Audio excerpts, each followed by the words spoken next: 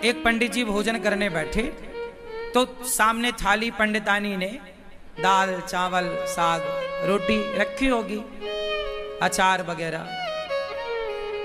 पंडित जी भोजन करने बैठे कि तभी कोई द्वार पे भिक्षुक आ गया। भिक्षाम देही, हे भैया मैं बड़ा भूखा हूं, कुछ भोजन मिल जाए।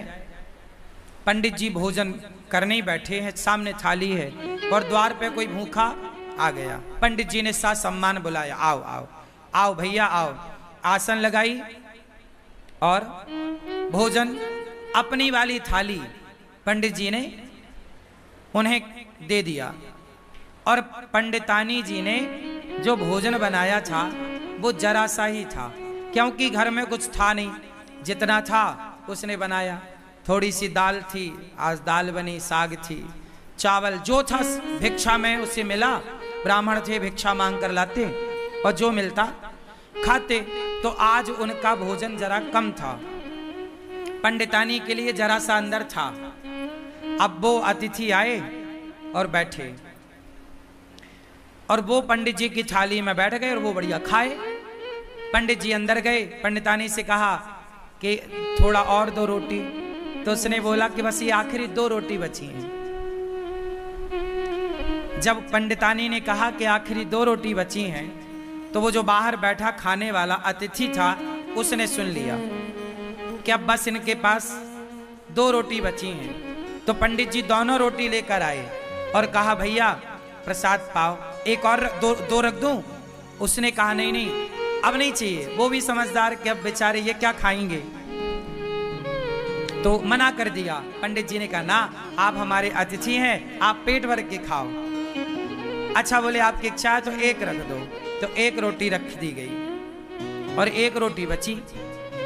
अब वो अतिथि तो बढ़िया दाल चावल सब्जी रोटी खाकर 5 रोटी खाकर खुश था। पंडित जी की थाली में पंडितानी जी ने 4 रोटी रखी थी फर्स्ट में, 5 रोटी एक और मिल गई। 5 रोटी खा के उसका बढ़िया पेट भर गया, वो चला गया। अब दोनों पंडित पंडितानी बचे तो पूरे बर्तन लाके बाहर रखे और थाली लगाई 2। अब 2 थाली लगी हैं, पीछे की बची हुई जरा सी साग। अब आप जानते हैं दाल बची तो क्या बची होगी, जरा कटोरी आधी कटोरी। अब उसमें दोनों लोगों ने थाली अपनी पंडित पंडितानी ने तैयार करी और रोटी थी 1। तो आधी रोटी पंडित जी ने रखा, आधी रोटी पंडितानी जी ने रखी। और चावल जरा सा रहा होगा तो थोड़ा सा चावल आधा आधा उन्होंने रखा और उन्होंने प्रसाद पाया। अब ये सोचो कि आधी रोटी में क्या पेट भरता है, दिन भर से आदमी कुछ नहीं खाया, शाम को भी कुछ नहीं मिलना, एक ही बार खाना है और नाश्ता भी कुछ नहीं हुआ, आधी रोटी मिली। तो आधी रोटी खाई पंडित जी ने, जरा सा चावल पंडितानी जी ने खाए। अब पंडित जी ने जैसे ही भोजन किया आधी रोटी का और जरा से चावल का और खा के ना उन्होंने हाथ धुले। तो उनके हाथ का जो धुलने का पानी था वो पहले के लोग ना आंगन में बाहर जाके हाथ धुलते थे, थाली में हाथ धुलने की परंपरा नहीं थी। आज भी हम लोग थाली में हाथ नहीं धुलते, आप लोग खाते हो थाली में ही हाथ निचोड़ देते हो, ये गलत परंपरा है। हाथ कभी थाली में नहीं धुलना चाहिए।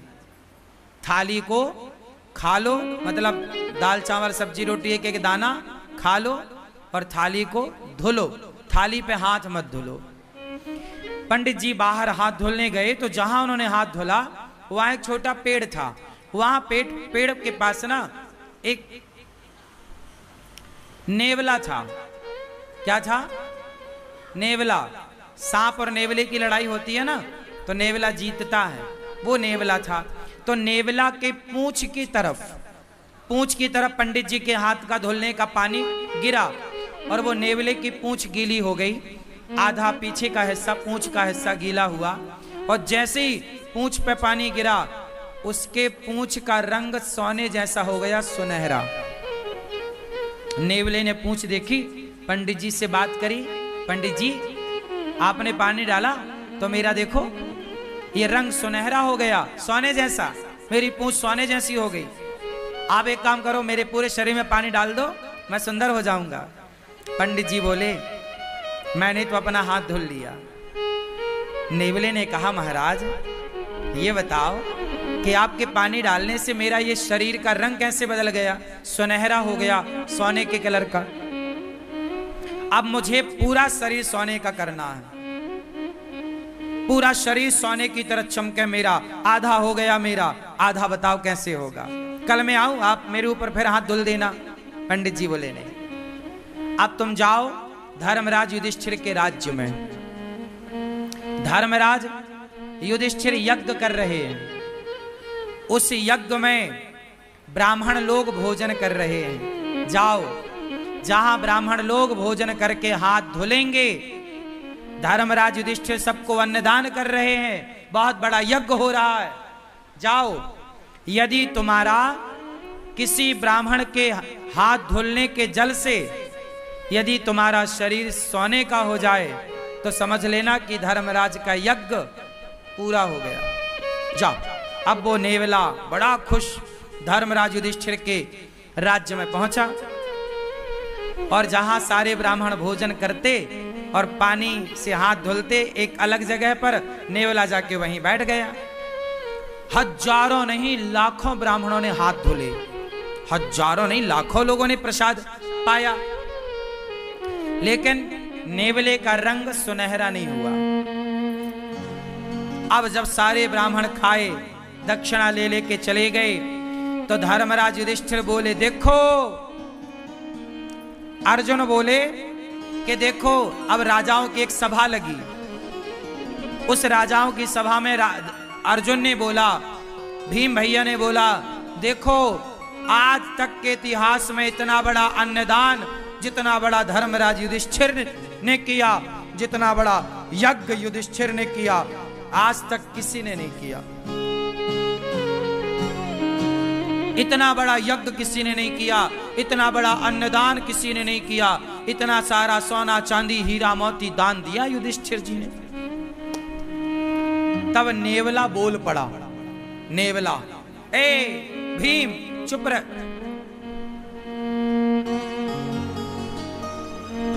नेवला बोला, भीम भैया चुप रहो, कोई यज्ञ व्यज्ञ नहीं हुआ यहां। यज्ञ तो एक ब्राह्मण के घर में हुआ था। कौन हो तुम? नेवले को बुलाया। भीम भैया ने पूछा तुम कौन हो? नेवले ने कहा भैया मैं तो नेवला हूं। तो तुम्हारा ये शरीर सुनहरे का कैसे है, सोने का रंग सुनहरा कैसा? नेवला ऐसा तो नहीं होता, तुम्हारे ये बाल सोने जैसे चमक रहे हैं कैसे? उसने कहा महाराज यहां पास में एक गांव है, उस गांव में एक पंडित पंडितानी रहते हैं। पंडित जी ने हाथ धोया तो उनके हाथ धोने का जो पानी गिरा वो मेरे शरीर पे गिरा, तो मेरा शरीर सोने का हो गया आधा। और उन्होंने कहा कि युधिष्ठिर के यज्ञ में जाओ, यदि तुम्हारा पूरा शरीर सोने का हो जाए तो समझ लेना कि उनका यज्ञ पूरा हो गया। पर सुनो, तुम्हारा कोई यज्ञ पूरा नहीं हुआ, मैंने तो कब से बैठा गीला होता रहा, मेरा शरीर सोने का नहीं हुआ। और तुम कह रहे हो कि धर्मराज ने इतना बड़ा यज्ञ किया, इतना दान किया। वो पंडित जी ने जो हाथ धोले तो मेरा शरीर बदल गया, और तुम्हारे यहां तो इतने ब्राह्मण खाए, कुछ नहीं हुआ। भगवान श्री कृष्ण भी उस सभा में बैठे थे। भगवान कृष्ण मुस्कुरा रहे हैं मंद मंद। अर्जुन गए, हे श्याम सुंदर, ये आप ही जानो ये नेवला कौन, ये क्या कह रहा है, आप बताओ कि यज्ञ पूरा हुआ कि नहीं। अब सब में ये कौतूहल हो गया ना कि भाई धर्मराज ने इतना पैसा खर्च किया पर इनका तो यज्ञ पूरा हुआ ही नहीं। नेवला कह रहा है कि जब तक पूरा शरीर सोने का नहीं होगा यज्ञ पूरा नहीं माना जाएगा। अब श्री कृष्ण से जब कहा गया तब भगवान श्री कृष्ण ने कहा कि सुनो, अभी आपका यज्ञ पूरा नहीं हुआ, इसलिए इसका शरीर सोने का नहीं हुआ। हो जाएगा पूरा तो इसका शरीर निश्चित सोने का होगा। अर्जुन ने कहा कि हे प्रभु, मेरे भाई ने युधिष्ठिर जी ने जितना बड़ा यज्ञ किया, आज तक इतना बड़ा यज्ञ किसी ने नहीं किया। जब किसी ने नहीं किया तो इसका आधा शरीर सोने का कैसे हुआ? भाई इतना बड़ा यज्ञ तो किसी ने नहीं किया, और ये इसका शरीर पूरा सोने का यज्ञ में होगा, तो आधा शरीर जो इसका सोने का हुआ वो कैसे हुआ, मैं ये जानना चाहता हूं। तब भगवान कृष्ण बोले, नेवला तू ही बता। तब नेवले ने बताया कि महाराज मैं वहां गया, पंडित जी भोजन करने बैठे थे, कोई अतिथि आया तो अपनी थाली खिसकाई और आधी रोटी खाई और संतोषजनक भाव से उन्होंने अतिथि को भोजन कराया, और जितना मिला ईश्वर का धन्यवाद देकर बिना शिकायत के और प्रसन्न चित्त से दोनों पति पत्नी आनंद से थे। उन ब्राह्मण का, संतोषी ब्राह्मण, भक्त ब्राह्मण, वो भक्त था, संतोषी था, उस संतोषी और उस भक्त का हाथ का जब धौमन मेरे शरीर पर पड़ा तो मेरा शरीर आधा सोने का हो गया। अर्जुन बोले, प्रभु ये क्या है? भगवान बोले, अर्जुन तुम्हारे भाई ने करोड़ों रुपए खर्च करके जो यज्ञ किया, करोड़ों रुपए खर्च करके उस यज्ञ से तुम्हारे भाई को जितना पुण्य नहीं मिला, उससे ज्यादा पुण्य उस ब्राह्मण को एक भूखे को भोजन कराने से मिल गया। क्यों? क्योंकि तुम्हारे पास तो करोड़ों हैं, तो तुम करोड़ों खर्च कर रहे हो, पर ब्राह्मण के पास तो एक थाली भोजन ही था, 4-6 रोटियां ही थी, लेकिन उसने अपना संपूर्ण दान कर दिया, सर्वस्व दान कर दिया। उसकी तो सर्वस्व के नाम पर इतनी ही संपत्ति थी ना, थाली में भोजन। अर्जुन बोले, अब ये बताओ इसका शरीर कैसे सोने का होगा? बोले, आपके राज्य में कोई भूखा है, जाओ पहले खोज करो। खोज किया तो पता लगा कि जंगल में एक महात्मा भूखे बैठे हैं। धर्मराज का यज्ञ सब ब्राह्मण भोजन कर लिए, पर एक ने नहीं किया, तो अभी यज्ञ पूरा नहीं हुआ। उस महात्मा को बुलाया गया, निवेदन किया गया, और जब वो आए और उन्हें भोजन कराया गया, और जब उन्होंने हाथ धुले तो उनके हाथ का धौमन इसके शरीर पे जाकर पड़ा, तो इसका पूरा शरीर सोने का हो गया, एक सा हो गया, पीछे से आगे तक सुनहरा हो गया पूरा। इसके बाल बिल्कुल सोने की तरह चमकने लग गए। घंटा बंधा था, टन टन टन टन करके बजने लग गया। युधिष्ठिर, आपका यज्ञ संपन्न हुआ। यज्ञ कब पूरा हुआ? जब भोजन कराया। कोई भी यज्ञ कर लो साहब, जब तक अन्नदान नहीं करोगे वो यज्ञ पूरा नहीं होगा। इसलिए सबसे बड़ा यज्ञ अन्नदान ही है। आप और किसी यज्ञ में उलझो मत, आप सीधा किसी भूखे को भोजन करा दो, वही सबसे बड़ा यज्ञ है। इसलिए गौरी गोपाल आश्रम में रोज यज्ञ होता है। कौन सा यज्ञ? सेवा का यज्ञ। सवेरे 8 बजते ही संतों की टोली आ जाती है, कीर्तन करने लग जाती है। रोज गोविंद हरे गोपाल हरे, रोज कीर्तन होता है गौरी गोपाल में संतों के द्वारा, और उन्हें भरपेट आप लोग दान करते हो, उन्हें आप भोजन कराते हो अपनी ओर से।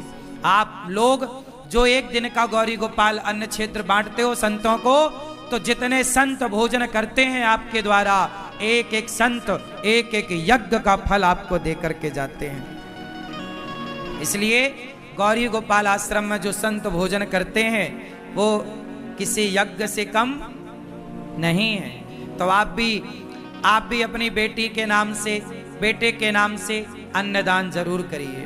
और आप भी गौरी गोपाल आश्रम की ये संतों की सेवा के लिए जो अन्न क्षेत्र अखंड निःशुल्क संतों को रोज अन्नदान होता है गौरी गोपाल में, आप भी अन्नदान करिए और आप भी इस अन्नदान की सेवा से जुड़िए। कोई भी कार्य, इसलिए कहता हूं मरने के पहले गौदान, भागवत और अन्नदान, मरने के पहले ये 3 काम कर लेना, फिर बिंदास आराम से मरना, केवल मरने को रह जाए आखिरी में। मरने के टाइम आदमी कुछ कर नहीं पाता, जीते जी कर लो अच्छे काम, मरने के टाइम कोई ध्यान नहीं रहता। सही है। उस जीवात्मा के नाम से, किसी व्यक्ति के नाम से कोई पुण्य का कार्य हो, आप अपनी माता के नाम से, पिता के नाम से, बच्चों की लंबी आयु के लिए आप अन्नदान करो। गौरी गोपाल आश्रम में अखंड रसोई चलती है, कोई भी आओ सबको पेट भर भोजन। यहाँ रोज हजारों लोग भोजन करते हैं। एक एक व्यक्ति के तृप्त होने से एक